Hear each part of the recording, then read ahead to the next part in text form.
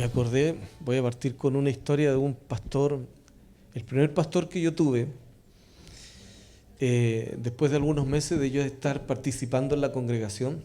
Este pastor se dio cuenta rápidamente que el Señor me había llamado a predicar.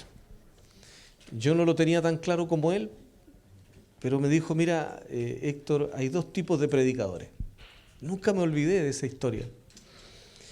El primer predicador sube al púlpito y predica su mensaje, y cuando se baja del púlpito, toda la gente dice, wow, qué tremendo mensaje, pero qué buen predicador, cuánta sabiduría, etcétera, etcétera.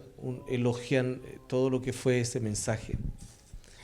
Y es el segundo tipo de predicador, sube al púlpito, y cuando se baja del púlpito, la gente dice, pero qué gran Dios el que tú tienes, tremendo tu Dios, el Señor al que tú sirves es extraordinario. Y me dijo, usted tiene que escoger qué tipo de predicador va a ser. El que le aplauden a usted después que se baja al púlpito, o los que quedan aplaudiendo al Dios al que usted sirve cuando usted se baje del púlpito. Así que por eso me cargan los aplausos, siento que es un fracaso. Porque si la atención queda focalizada en uno, significa que no. Y aunque entiendo lo de la autoridad y que uno tiene que representar al Señor, y en su contexto uno no puede ser tan espiritual como para no representar al Señor, esa fue la enseñanza que me dejó el pastor y me marcó. Porque cada vez que predico me quedo con ese desafío.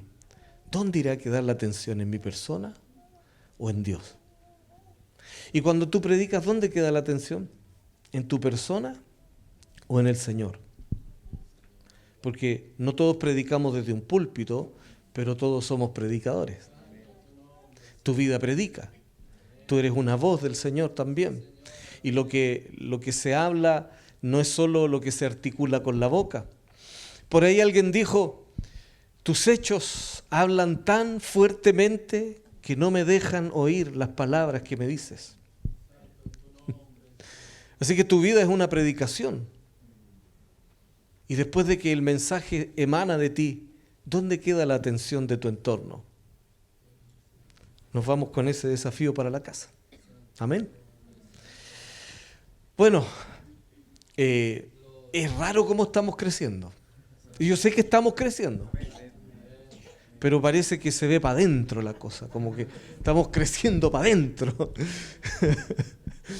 Estamos en la mitad del edificio que ocupamos, somos mucho menos de la mitad de la gente que se congrega, porque gracias al Señor, diga conmigo, gracias al Señor, muchos hermanos están disfrutando en distintas instancias, y nosotros no somos mejores que nadie si es que algunos se fueron algunos días a descansar, pueden y tienen la bendición de estar en la playa o qué sé yo, o incluso algunos están trabajando, pero en donde quiera que ellos estén, nosotros los hemos representado trabajando, por lo tanto ellos también han estado.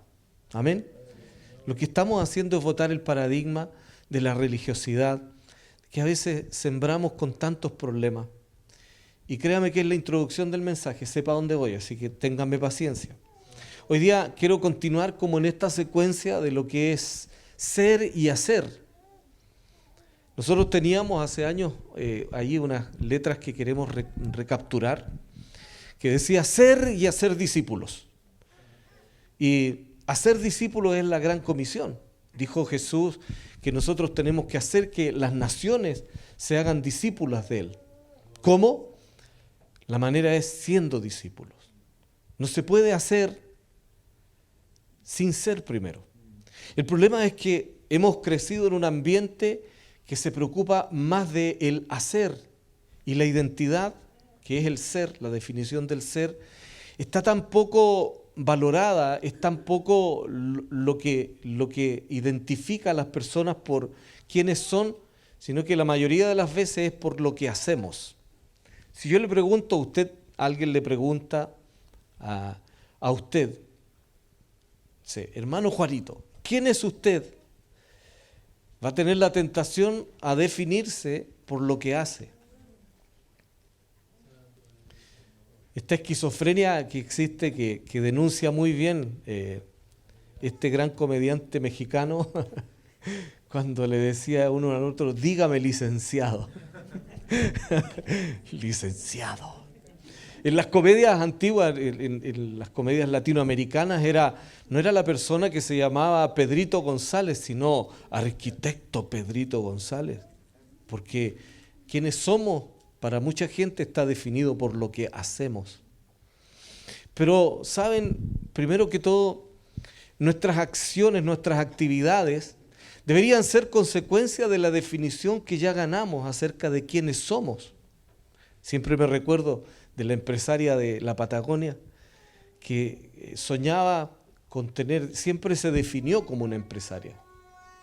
Yo he visto su reportaje, no es cristiana, pero sí nos ha dejado una súper buena enseñanza respecto a esto que estoy compartiéndoles. Porque en un momento determinado ella tenía el sueño, decía, hay que hacer algo con el cuero del salmón. Se pierde, lo botan por toneladas. Decía, yo voy a crear, hoy día es una industria ya mundial, pero ella fue pionera. ¿Ves? El que tiene una primera idea siempre tendrá el honor de ser pionero, el primero. Pero no tenía el dinero para sustentar el sueño que tenía. Pero se definió toda la vida como una emprendedora. Pero para poder juntar capital vendió hasta Super 8 en las micros. Fue vendedora ambulante. Entonces cuando alguien la vio en lo que hacía, intentó definirla por las acciones, por las actividades que desarrollaba. Le decía, tú eres una vendedora ambulante. No. Dijo, siempre se definió, dijo, yo soy una emprendedora, pero hoy día estoy vendiendo en las micros. ¿Me doy a entender? Lo que quiero decir es que nosotros no podemos cometer el error de dejar que se defina nuestra identidad por las circunstancias, sino nuestra identidad tiene que estar definida por quienes somos. Si tú no defines quién eres, alguien lo hará por ti. Y créeme que los que te quieren definir sin los valores, sin el reino de Dios, te van a querer además amarrar y dejar sujeto a lugares donde tú no te desarrolles. Si tú permites que alguien te estigmatice y ponga el nombre de quien tú eres a través de las cosas que haces o incluso de las que no logras hacer, entonces vas a cometer el error más grande de no dejar que la fe y el reino de Dios que te ha regalado esta sustancia para creer por encima de las circunstancias, nunca logre posicionarte en el lugar donde Dios te ha soñado. Tú no eres tus circunstancias. Tú eres, en primer lugar, la gran definición de nuestra identidad es que somos hijos de Dios. ¿Habita Jesús en tu corazón? ¿Le pediste un día perdón por tus pecados al Señor? ¿Crees que Él resucitó de entre los muertos? ¿Lo crees? ¿Te has animado a confesar a Jesús como el Señor de tu vida, como el dueño de tu vida? Entonces eres salvo, eso dice la Biblia. Y eso dice que esa fe que te ha regalado Dios te ha dado una dignidad. En Juan capítulo 1, de los versos 1 en adelante, se dice que el Señor te ha hecho y te ha constituido en un hijo de Dios. Mas a todos aquellos que le recibieron. Y recibirlo no es, ya Jesús, deja de sufrir en la cruz, ven a vivir en mi corazón. No. Si es que Él nos dio el alto honor de venir a habitar en nuestras vidas. A veces los que han recibido al Señor parece que no logramos dimensionar qué es la grandeza más grande de todo lo que existe, que se ha humillado de tal manera que ha hecho de ti y de mí un lugar de pacto, un lugar de encuentro con Él. ¿Qué lugar podría el Señor, qué lugar sería digno del Señor si todo le pertenece? La Biblia dice que el trono de Dios son seres vivos, son querubines. Ahí se sienta el Señor. Pero Él quiso venir a vivir en ti, en mí. Se escondió, dice la Biblia, que la sabiduría de Dios se escondió en las cosas sencillas. No está entre los reyes de la tierra, no está entre los grandes sabios de la tierra, sino en las personas humildes, tanto así que se van a llegar a confundir como niños que son de pecho. Porque ahí fundaste la alabanza, dice la Biblia. ¿Dónde fundó Dios la alabanza? No está en las grandezas que escandalizan las mentes de los hombres, está en la sensibilidad que logra capturar quién es Él. Dios no es solo el Dios que da órdenes, es el que te soñó desde el comienzo. Y ese Dios que te soñó desde el comienzo es un Dios que tiene planes contigo y que te los quiere revelar y quiere que tú y yo los disfrutemos, pero si tú dejas que las circunstancias te definan, nunca va a operar la fe, que es un regalo sobrenatural dentro de ti para que el potencial con el cual Él te creó logre su objetivo. Tú no eres tus circunstancias. No eres las circunstancias. ¿Tú quién eres? En primer lugar, soy un hijo de Dios, soy una hija de Dios. Y entonces, los hijos tienen herencias, ¿no? La Biblia dice que hay herencia, que nuestro Padre es dueño de todo lo que existe. Entonces tenemos que aprender a disfrutar de nuestra herencia y no definirnos porque el Banco Mundial, el Fondo Monetario Internacional está poniendo apreturas económicas, porque la inflación. Tienes que definirte, porque la economía del reino de Dios funciona diferente a la del mundo. En el mundo se prospera siendo envidioso, egocéntrico, egoísta, robando, porque ese es un mundo, un sistema que está caído. Desde que nació corrupto, es corrupción. Pero el reino de Dios está allí como un baluarte y una columna que no se quebrará jamás. Entonces, el que viva realmente como un hijo de Dios digno, apartado del pecado, como dice la Biblia, santo, santo, consagrado para el Señor, nuestro Dios, que es santo, tendrá recursos a su haber. Y no tendrá nada que ver con los recursos del mundo, porque nosotros no tenemos que pedirle nada a ese sistema para edificar lo que a Dios le pertenece. Porque lo único que Dios quiere es que tú creas que Él es Dios y que asumas que Él es tu Padre y que Él tiene cuidado de ti y que Él va. ¿Sabes lo que significa la palabra provisión? Significa que el Dios que te llamó a tener un sueño y una visión ya la tiene cubierta de todo lo que eso va a significar para posicionarlo. Provisión. Para que la visión se efectúe, el Señor ya tiene todo proyectado de antemano. Pero lo único que va a conectar, el posicionar ese sueño, es que tú y yo nos animamos y nos animemos a ser quienes somos, no a hacer actividades. ¿Se entiende? ¿Me doy a entender? Entonces, ser y hacer van de la mano, pero tienen que ir en el orden correcto. Tú no puedes dejar que el hacer. Mira, hay hermanos en las iglesias que lo único que quieren es un puesto. Sirven y sirven y sirven y sirven, pero sirven para el ojo del hombre. Entonces, una vez que tienen el puesto, cambian. Hay personas que nosotros nunca deberíamos haber ungido diácono, se transformaron con el tiempo en diablócono.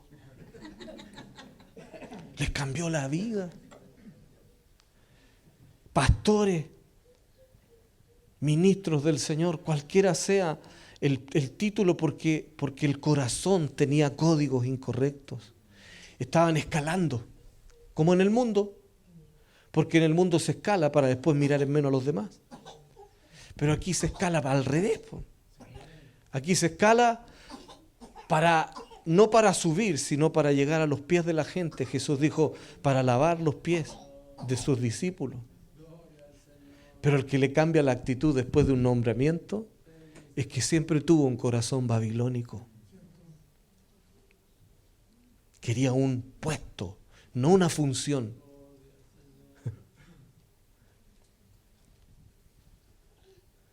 ¿O es muy tonto lo que estoy diciendo? Nunca posicione escalando con ese corazón de Babel. Porque Babel está edificado en honor a un nombre. Hagámonos de un nombre, ¿ves? Seamos otra identidad, no la que Dios quiere. Hagámonos de un nombre. Entonces la gente quiere tener pertenencia en un nombre, incluso equivocadamente a veces de una congregación. El nombre ya está dado y está sobre todo nombre. Es identidad, sobre toda identidad. Jesús es su nombre. En Él habita corporalmente toda la plenitud de la deidad. ¿Quieres conocer al Señor? ¿Quieres conocer a Dios? Mira a Jesús. Él es la expresión visible del Dios invisible. Y se entiende clarito qué es lo que Él quiere de cada uno de nosotros. Tú no eres tus circunstancias, pero muchos insisten en ser esa circunstancia. Tú no eres ni siquiera los errores que has cometido. Tú no eres ni siquiera los pecados con los cuales te ha traumatizado el diablo, haciéndote creer que no tienes derecho a soñar, haciéndote creer que no tienes derecho a expandirte, a crecer. Porque todas esas mentiras son la cárcel con la cual el diablo ha apresado muchos sueños de Dios. Dios te soñó con una provisión también para tu visión.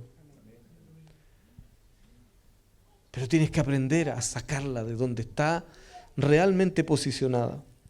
Si vas a insistir, por ejemplo, si el trauma te ha dicho que no eres importante, aunque Dios te diga que debes tener fe para buscar una provisión, tu autoestima dañada, tu alma dañada, te va a juzgar antes de tiempo y vas a desarrollar el prejuicio de que porque no tienes derecho a pedir, entonces nunca vas a ir a la fuente que Dios ya tiene predeterminada para ti.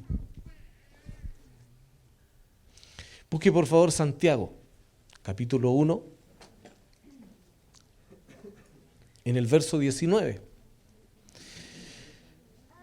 Cuando lo tenga ahí, no sé dónde, en la tablet, papel, teléfono, me avisa. ¿Ya? Perfecto. Leamos juntos. Verso 19 dice, por esto, mis amados hermanos, todo hombre sea pronto para oír, tardo para hablar, tardo para airarse, porque la ira del hombre no obra la justicia de Dios, Verso 21, por lo cual, desechando toda inmundicia y abundancia de malicia, recibid con mansedumbre la palabra implantada, la cual puede salvar vuestras almas.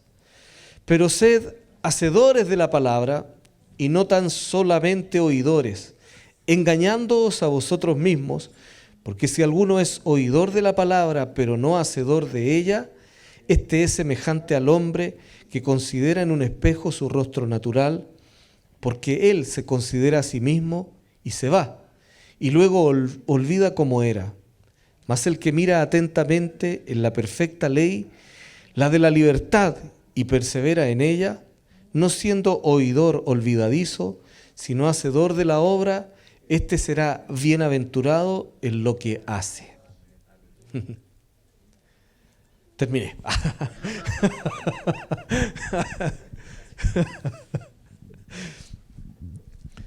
Bueno, lo que quería compartirles es que lo que tú haces es valorado por Dios. Los actos que proceden del corazón de Él y de la fe que Él te ha regalado, todos están guardados en un registro. En el libro de Apocalipsis se habla de 2 libros, o da la impresión, algunos creen que es uno solo, que es el libro de la Torá, ¿cierto? Pero cuando se habla de las obras, que se refiere en realidad a las obras obedecidas de la ley, que te desarrollan obras justas. Que esas obras justas Dios las pensó de antemano y que si nosotros solo escuchamos, ¿sabe el problema que tenemos? Tal vez, no sé si en el mundo entero, pero como que la iglesia se ha ido transformando en una especie de consumidora de sermones. Nos sentamos toda la semana a escuchar un sermón. Incluso, y la fe viene por oír, está bien escuchar sermones. ¿Cuántos quieren tener más fe? Le digo cómo. Primero, tiene que accionar lo que es una convicción que Dios le dio. Pero si usted quiere aumentar y clarificar su fe y crecer en ella, tiene que escuchar sermones. Pero después los tiene que poner en acción. Porque si nos miráramos como obesos mórbidos espirituales hoy día, ¿cierto? Hemos comido sermones a lo mejor durante décadas. Y nunca hemos quemado las calorías que nos trajo, porque la manera de quemar la caloría era haciendo el ejercicio ya cuando Dios te visita con una convicción. Eso es fe. Cuando Él te puso una idea loca, aunque esté retando el universo entero, si Dios te dijo, haz lo que Dios te dijo, porque de lo contrario, tu ser espiritual o integral habrá comido tantas calorías, por así decirlo, que va a tener un crecimiento que nunca va a destino. Y veo que la iglesia ha escuchado sermones durante décadas y no ha hecho absolutamente nada, o muy poco con los sermones que traen una inyección de fe, una dosificación sobrenatural del Señor.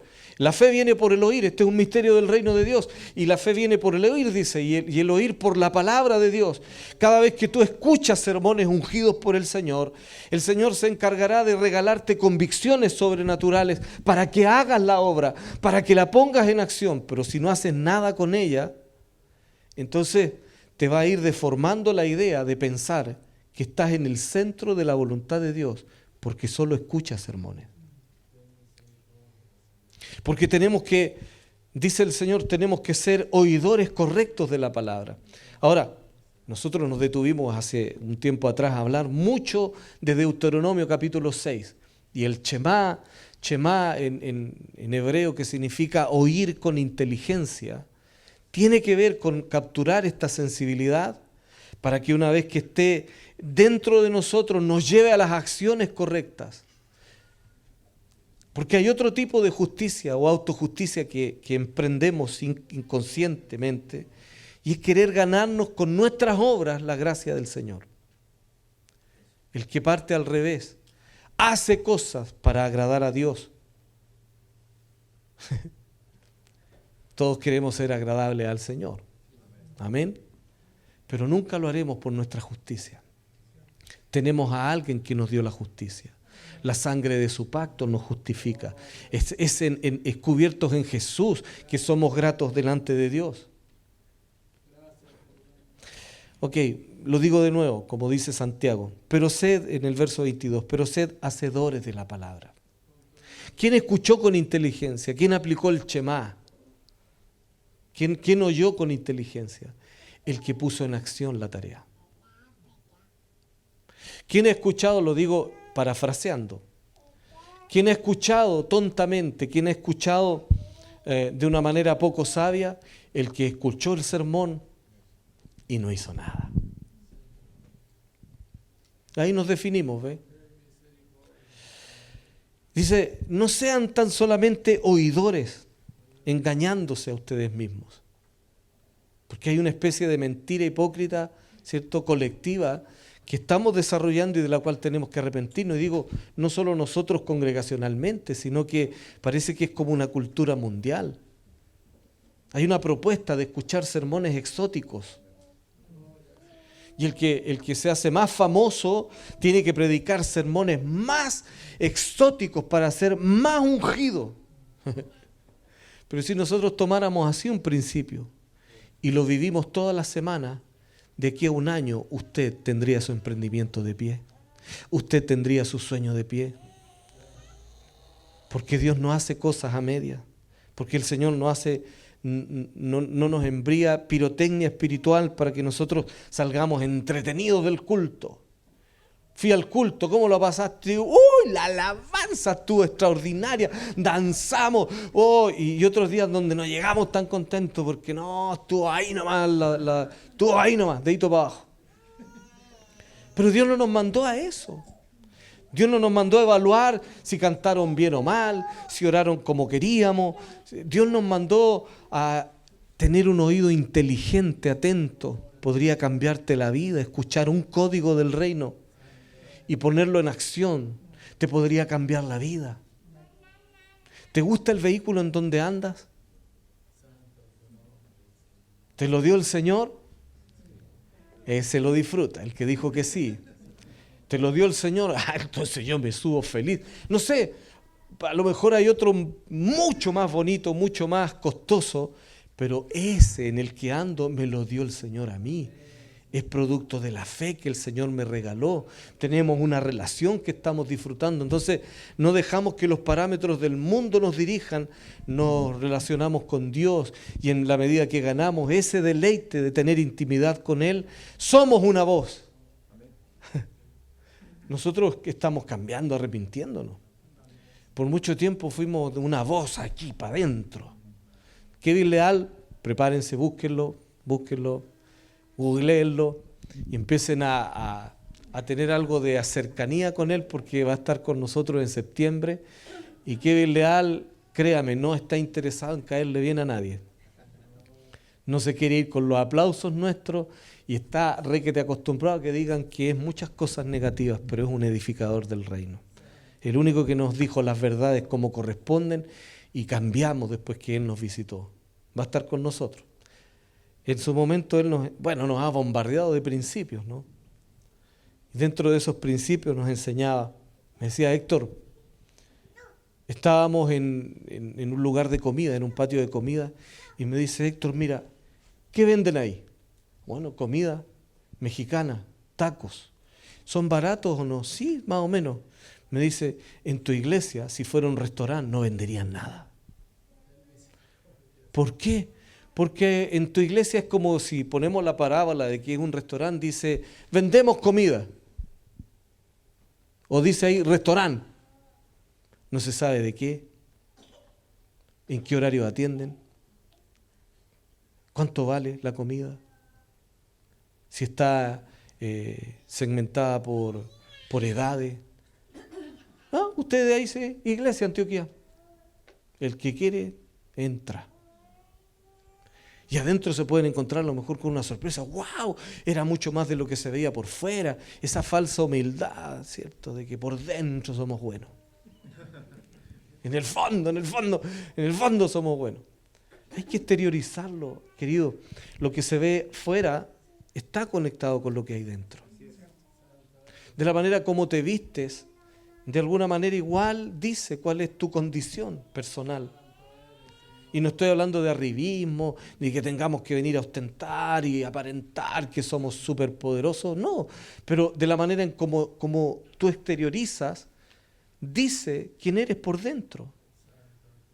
Cuando hay un exceso así de aparentar tanto, a mí me preocupa, pero también cuando somos tan humildes. Entonces nosotros dijimos, bueno, si Dios es el primero, que fue para la fiesta de las primicias, si el Señor es el primero, no se nota aquí que Dios sea el primero. Esta alfombra tiene más de 12 años, está llena de manchas. Esa es la primera gran motivación. Y la segunda, tú que eres papá, ¿te gusta que tu hijo crezca en un ambiente donde no está pensado para ello? Ok, termino. Y estoy arrepintiendo, así que va a durar poco. La carta a los Hebreos dice que hay obras, actividades, hechos, que nosotros, acciones que echamos a andar y son obras muertas. Santiago también lo dice más adelante, dice que si tú dices que tienes fe y no tienes obras, es decir, la fe te va a llevar a accionar. La fe es acción, la fe no es entretención, escuchar sermones, yo tengo una vida de fe porque voy todos los fines de semana al culto. Bueno, la carta a los Hebreos habla que las doctrinas más básicas, que por lo menos son las básicas, son como 5 pilares con los cuales se fundamenta la fe. Dice que tiene que ver con la doctrina de la resurrección de los muertos, y de pronto dentro de las doctrinas básicas aparece, dice, la fe de las obras muertas. Y si nosotros no nos definimos bien con Dios, desarrollamos un montón de obras muertas. Te voy a poner un ejemplo súper práctico. ¿Qué es una obra muerta? ¿Cierto? Es algo que no va a dar fruto, es algo que no va a ir y no tiene futuro de nada. Si yo estoy enojado con mi hermano, estoy ofendido con el pastor Cote, hizo un comentario que a mí me hizo muy mal, y llegó la hora de la ofrenda, porque la Biblia dice, ¿cierto?, que hay que ofrendar. Bueno, si estoy ofendido, pero llegó la hora de la ofrenda, Entonces yo paso con mi cara de piedad al lugar de la ofrenda, de la adoración, y dejo ahí mi ofrenda para el Señor. Y digo, vengo a adorarte. Pero el Señor dijo que antes de traer tu ofrenda al altar, si tu hermano tiene algo contra ti, entonces cerciórate, porque el lugar de cómo ofrendamos, cómo adoramos es súper importante. Te podría hacer generar una obra muerta en el sentido de pretender que esa ofrenda debería provocar algo. En primer lugar, que le agrade al Señor y que dentro de las misericordias que Dios nos ha prometido, porque Él lo dice, no es nuestra motivación dar para recibir, sino que el honor está en dar, pero Dios quiere retribuir, pero esa es una obra muerta en el sentido de que como no está conforme al corazón de la perfecta ley, como habla Santiago, ¿cierto? No va a ni una parte. Me pregunto cuántas ofrendas han sido obras muertas nuestras. Enojados con la esposa, enojados con el hermano. Si usted está enojado con alguien, por eso dice, y es doctrina básica, las cosas más sencillas, más básicas, las cosas del ABC del Evangelio están ahí en la carta a los Hebreos, con 5 doctrinas que la iglesia no ha logrado salir de ahí del debate. Todavía discutimos acerca de la doctrina de los bautismos. Las grandes doctrinas de la iglesia, la fe de los bautismos. Hay bautismo en agua, algunos pelean si es por aspersión, otros decimos que es sumergir. ¿Hay bautismo en el Espíritu? Unos dicen que sí, otros dicen que no. ¿Hay bautismo en el cuerpo? Algunos dicen que sí, otros dicen que no. Y es menos que básico. Seguramente es porque nos definimos más por lo que hacemos, por quiénes somos. Entonces, quiero invitarte a tomar el desafío de no desarrollar obras muertas. ¿Tienes fe? Disfrútala. Es un regalo del Señor. Fue tan edificante ayer ver cómo la transformación. Esto va a dejar una voz, pero también una transformación para nosotros. Habían algunos que decían, yo puedo estar hasta tal hora, pero me encantó el corazón que viene el pastor Coten, Leonardo Cabrini. No, está bien. Cada uno sabe lo que ofrenda al Señor, pero lo que yo sí vi, una convicción de sacarse la mugre trabajando, pero y darle lo mejor, aunque en 4 horas, lo mejor al Señor. Estamos dejando la idea infantil de que tengo que cumplir con un horario así como para que los demás no digan nada. No, tenemos diferentes responsabilidades. No nos juzguemos unos a otros pretendiendo, nosotros no somos dueños de la vida de la gente. Si le va a dar eso al Señor, déselo, pero con las mejores ganas. No pudo venir, no se preocupe. Si no pudo venir, no voy a poder venir, no importa. Deje una ofrenda. Porque si somos un cuerpo, no todos podemos estar haciendo lo mismo. No tengo ofrenda por ahora, a lo mejor. ¿Y qué le parece si aparta un tiempecito para orar? Y en la presencia del Señor, créame, esas cosas tocan el corazón del Señor. Una de las iglesias más grandes del mundo está en Corea, el pastor Cho. Sí, yo sé que ha tenido problemas, llámenlo persecución, pero el hombre ha revolucionado el mundo a través de la fe que el Señor le ha dado. Cuenta cuando partió en un momento determinado sin nada. Y está predicando y pidiendo ofrendas para hacer algo increíblemente grande para el paradigma que ellos vivían. Venían posguerra, saliendo de una pobreza extrema. Y dicen, cuenta él en uno de sus libros, que se paró en el fondo de la iglesia una abuelita. La abuelita llegó al altar con un paquete envuelto. Lo puso en el altar y era una cuchara. Bastante, en términos económicos, muy insignificante. Era una herencia familiar que para ella tenía un valor súper especial. Y dijo llorando en el altar que esa era el tesoro que tenía, que era lo más valioso que tenía. Y quiero adorar al Señor con lo mejor que tengo, que es esto. Fue tan impactante mirar el corazón con el que esta mujer venía a adorar a Dios, que era real, que lo mejor que tenía era eso. Se paró un empresario que había ahí y el empresario le dijo: pastor, yo le compro esa cuchara. Miles de dólares.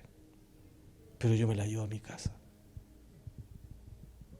Y ese día comenzaron una construcción colosal con una cuchara insignificante, querido. Pero esa mujer fue una adoradora. ¿Se da cuenta?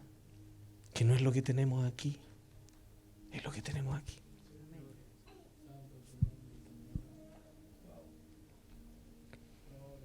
A lo mejor usted dice: no ofrendo esto porque es tan insignificante. Toque el corazón del Señor. Si esta cuestión no la edificamos con nuestras fuerzas, es el Señor. Toque a Dios. Conmuévalo a Él. Dedíquese a ser una persona que conmueve permanentemente el corazón de Dios y va a ver cómo el cielo se vuelca a favor suyo. Cómo ocurren cosas sobrenaturales. El Dios que abrió el Mar Rojo sigue siendo el mismo, ¿eh? El que trajo el pago de impuestos en la boca de un pez es el mismo. Marcos Vidal escribía hace años esta canción donde él confrontaba a Dios y le decía que ¿dónde está el Dios de Elías? ¿Dónde está el Dios de Moisés? ¿Dónde está el Dios de Pablo? Y la respuesta que Dios le dio es: bueno, ¿dónde están los hombres como Elías? ¿Dónde están los sucesores de Josué? ¿Quieres ver a Dios en acción? Ponte en acción. Si tuviera fe, así, del porte de la semilla de un grano de mostaza, pero si tú accionas esa fe, entonces una montaña es probable que se desarraigue y se plante en el mar. Termino con esto. Perdón por el pecado anterior. Satirio dos Santos es un apóstol que está en Colombia. Es brasileño y el Señor lo mandó hace muchos años a predicar allá.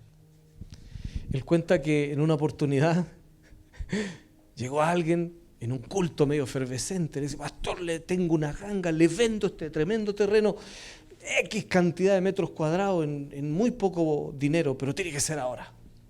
Y el hombre dijo: bueno, convenía, firmé los papeles, nunca fui a ver el terreno, dijo, así que confié, es un terreno, me lo compré.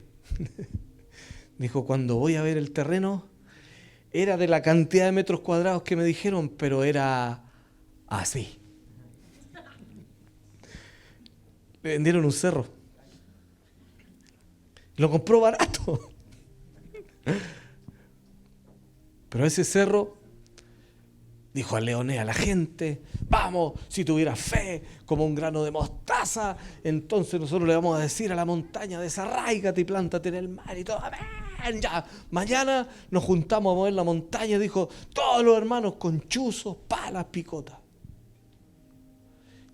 Y venía llegando un ex drogadicto que se estaba convirtiendo ahí. Y él interrumpió al pastor y le dijo: pastor, yo no estoy de acuerdo. ¿Pero por qué? Porque usted dijo que íbamos a decirle a la montaña: desarráigate, y que se iba a mover. Pero nunca que la vamos a mover nosotros con la pala, porque usted no dijo eso. Y lo que la Biblia dice es que nosotros tenemos que hablarle a la montaña y se va a desarraigar. Si no, es mentira. Chuta, y el pastor dijo: es que hay algunas cosas que son simbólicas, y la parábola, y los actos proféticos. Y él le dijo: mire, pastor, si el Dios que dice y promete algo como esto no es capaz de cumplir, entonces usted me está diciendo que no vale la pena servir a ese Dios. Yo creo que si está escrito ahí, dile, háblale a la montaña, tiene que moverse. Ay, dijo, qué problema este tipo, dijo. Ya, hermano, mañana igual nos juntamos, vamos a orar y vamos a proclamar y le vamos a decir a la montaña. Ya, pues llegaron todos los hermanos con palas, chuzos, picotas, a mover la montaña con fe o pseudo fe. Y este joven llegó a protestar, que él no estaba de acuerdo, porque lo que la Biblia decía era que había que hablarle a la montaña. Así que se amurró y se fue a un cerro del frente. Y de allá está enojado mirando cómo se cansaban los hermanos. Oraron todos en el nombre del Señor, montaña, muévete. Amén, ya vamos. Empezaron a mover la montaña. Y él allá, enojado. Y le gritaba al pastor que la Biblia no decía eso. Finalmente, media tarde, empezó a saltar todos los hermanos con las manos llenas de ampolla. El pastor también, el hombre de fe. De repente empieza a saltar arriba este hermano. Decía, ahí viene, ¿qué? No te escucho. Allá viene. Hacía un montón de gestos. Bajó corriendo. Decía, ¿qué viene? Ahí viene, le decía. Dios va a mover esta montaña. ¿Por qué? Porque yo le dije a la montaña que tenía que moverse. Y no podemos, le decía él, no lo podemos hacer nosotros, lo tiene que hacer el Señor sobrenaturalmente. Y venía una pala mecánica gigante, pasando por ahí, por al lado del cerro, y este joven estaba seguro que Dios le había enviado. El tipo que va en la pala gigante vio a los hermanos, paró y les dice, ¿qué están haciendo? Oh, bueno, le dijo, yo soy un pastor, sirvo al Señor, y le hemos dicho a esta montaña, en el nombre del Señor, que se mueva. Ah, y se movió. No. Ya, ¿y cuánto es? No, es que queremos de aquí para allá. A ver, ya háganse un lado. Y el tipo pesca la máquina y empieza a trabajar toda la tarde. Y el jovencito se sentó al lado del pastor y le decía, ahora yo creo que este es el Señor, le decía. Ahora se está moviendo la montaña sin fuerzas nuestras. El pastor dijo, yo tuve que callar. Y vimos literalmente cómo la proclama de fe había dicho a la montaña que se mueva y se movió. El pastor asustado decía, ¿cuánto irá a salir todo esto? Cobran por hora. Terminó, quedó planito para llegar y construir una tremenda congregación que hoy día es donde hace historia el hombre. Porque lo que era inhabitado, un cerro inhabitado, hoy día pusieron al frente de ellos una carretera y de la noche a la mañana ese es un lugar principal de la ciudad. Tiene miles de personas que se congregan ahí. Ha levantado muchos emprendedores. Tiene un movimiento de gente que emprende. Empresarios muy poderosos. Ese Dios es tu Dios. El jovencito le decía, pastor, ahora sí. Yo creo que ahora esta es la mano del Señor.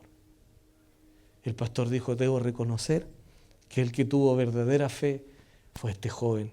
Ninguno de nosotros, los viejos, capturamos realmente lo que él quería, pero agradezco al Señor que haya enviado a este varón para confrontarnos de esta manera.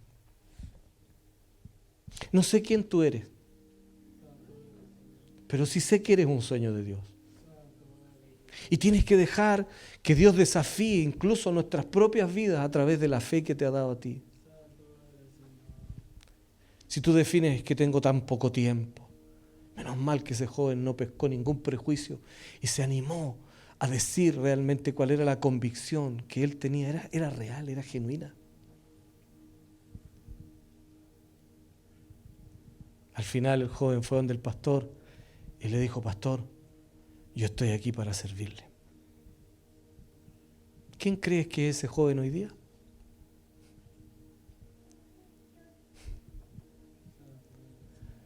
Uno de sus mejores elementos, ¿no? Yo no sé quién tú eres. Dios sí. Y la fe que te ha regalado el Señor, la conoce el Señor. Yo lo único que sé decirte es que si tú la accionas, vas a mirar cómo cambian las cosas. Tú no eres las circunstancias, tú no eres tu pasado. Tú eres lo que Dios dijo que tú eres y tienes todo lo que Dios ha dicho que tú tienes.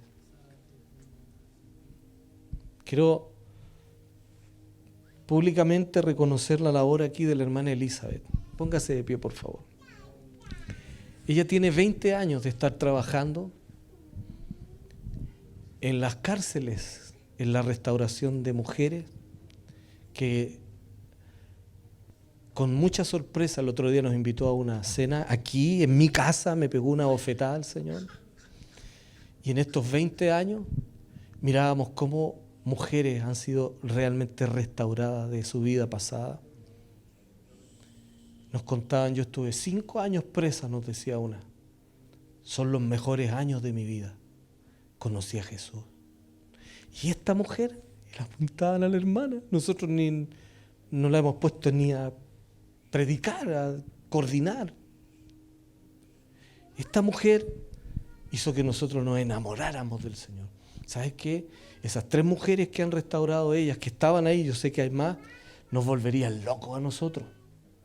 Porque van como a 1000.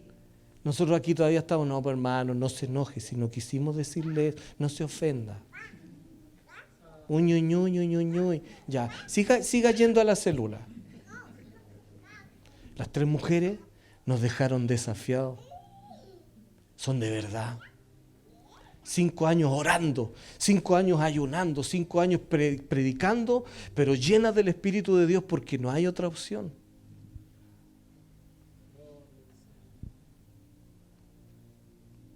Entonces, la hermana nunca nos ha venido con su currículum, pero un día nos mostró quién es y nosotros pasamos vergüenza. Así que tenemos algunas decisiones como los pastores, después se las vamos a contar. Pero lo primero es que queremos que sepa que vamos a aportar al ministerio como congregación.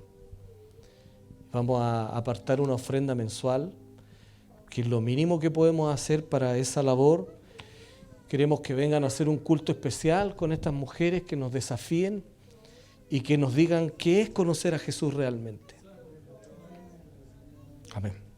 Vamos a darle, ahí sí que le vamos a dar un aplauso al Señor por esa labor de fe.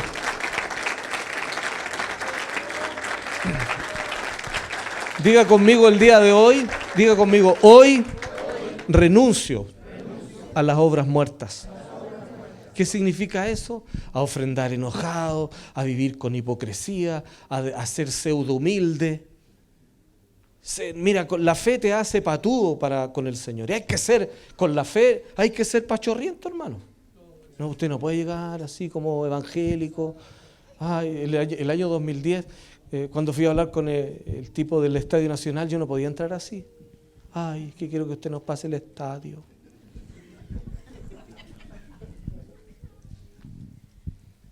En el momento el Señor me dijo que tenía que hablar, pero iba con dolor de estómago, ¿qué voy a decir? Pero el Señor me dio la idea. Bueno, en el Bicentenario tenemos una propuesta del pueblo cristiano evangélico para la nación. Cualquiera diría, este es un gallo arrogante, pero estoy hablando con alguien del mundo. Y tengo que ser autoridad. Y tengo que estar seguro de lo que estoy haciendo, porque Dios me dijo. Así que aleónate, hermano y hermana. Lo que Dios te ha dicho, ponlo en acción y mira cómo la mano del Eterno se va a posicionar en tu favor. Así que le hablo vida a tus negocios, le hablo vida a los proyectos del Rey que están contigo en el nombre del Señor. Yo sé que estás sembrando, pero vas a cosechar. Y cuando llegue el momento de la cosecha, nunca te olvides, hay algunas que son porciones para ti, otras son para el reino, otras son para los pobres, otras son para los sacerdotes. No te olvides de eso. No te empobrezcas después de que Dios te da la primera porción, porque después viene más. ¿Ok? Póngase de pie, por favor.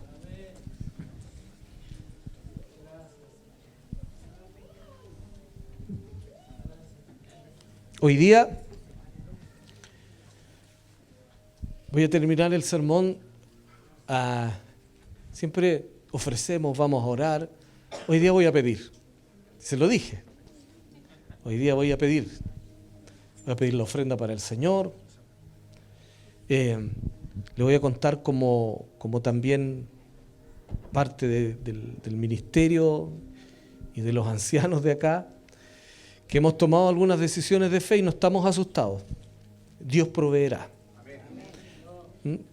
Es probable que parte de esa provisión esté en tus bolsillos o en tus compromisos.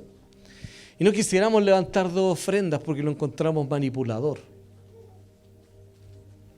Pero si hoy día puede ofrendar mucho más de lo que hacemos como corrientemente. Ayer solamente el pastor Cote me decía: pastor, vamos a cambiar la alfombra, nuestra aspiradora ya dejamos una para el trajín que está ahí para trabajar. Yo le dije: ya, pastor, compre una aspiradora. Y tuvo más fe que yo porque me dijo: ya, aquí está la aspiradora, 132 lucas. Bueno, dije yo, aleluya. Y nos hemos ido tomando de desafíos que involucran bastantes gastos. Tenemos un piso, y el piso son las primicias que este año logramos recopilar para el Señor, que las estamos invirtiendo en todo lo que va a ser la transformación que estamos provocando. No son ustedes responsables de juntar todo aquello. Tenemos, gracias al Señor, un piso, pero nos pusimos un poco osados y estamos por lo menos 3 veces más grande el presupuesto de lo que iniciamos. Dije: bueno, si vamos a transformar la cosa, hagámoslo completo, que sea con un letrero diferente, con una nueva imagen corporativa. Vamos a pintar afuera con una imagen, vamos a mandar a hacer un letrero luminoso, mucho más amigable, que diga quiénes somos, no ahí se vende algo o restaurante, sino que diga iglesia, que tiene esta visión, la familia es bienvenida, cosas de ese tipo, pero todo tiene un precio, tiene un costo. Y yo quiero que le pregunte al Señor, no es que estemos recolectando, no estamos haciendo una colecta para pagar la aspiradora. Estamos adorando al Señor con lo que nosotros somos y tenemos. Como Dios nos conoce a cada uno de nosotros, lo que tenemos que hacer es preguntarle al Señor cuánto es lo que Él quiere que nosotros demos de acuerdo a cómo nos ha prosperado. Porque la Biblia dice que cada uno dé conforme haya prosperado. Generalmente ocurre que mucha gente se come la prosperidad, ¿cierto? Se la deja para sí mismo. Otro día le preguntaba a un hermano de la iglesia, para no dar nombre. Yo le dije: ¿Cuánto gasta tu esposa en la peluquería? Le dije: ya, 5.000 pesos. Me dijo: 5.000 en cada pelo. Pero la Biblia dice conforme haya prosperado, es decir, todo aquello que tú fructificar viene de comer frutas, ¿cierto? De lo que son tus frutos, de lo que tú te adornas, de lo que tú inviertes, es tu fructificación, es tu prosperidad. Así que, querido, si nos gastamos en la peluquería un poco más de 5 luquitas, no le lleguemos al Señor diciendo que es más importante nuestra cabeza que Él. ¿Me doy a entender o no? Si los zapatos con los cuales anda el pastor no le costaron 20 lucas. Si yo sé que igual ya los miraron, así que...